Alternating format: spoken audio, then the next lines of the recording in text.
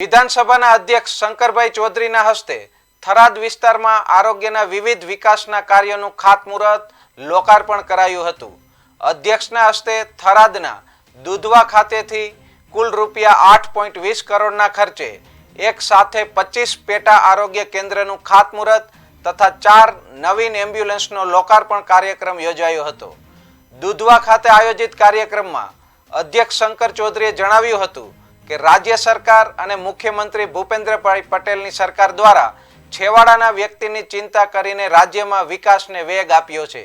આજે થરાદમાં 21 તથા 4 લાખણી વિસ્તારના એમ કુલ મળીને 25 પેટા આરોગ્ય કેન્દ્રનું ખાતમુહૂર્ત કરાયું છે, જે ઐતિહાસિક બાબત ગણાવી હતી।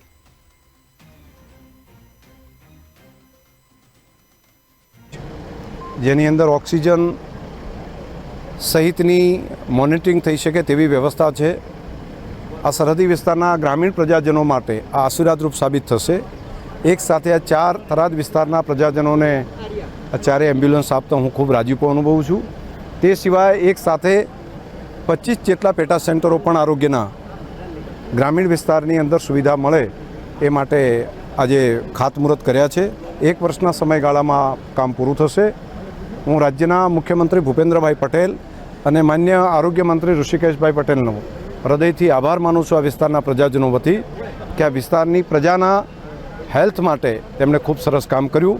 હું જિલ્લા આરોગ્યની ટીમ અને જિલ્લા પંચાયતની ટીમને પણ અભિનંદન આપીશ કે સમયસર કામ પૂરું કરવા માટેનો સંકલ્પ તેમણે કર્યો છે।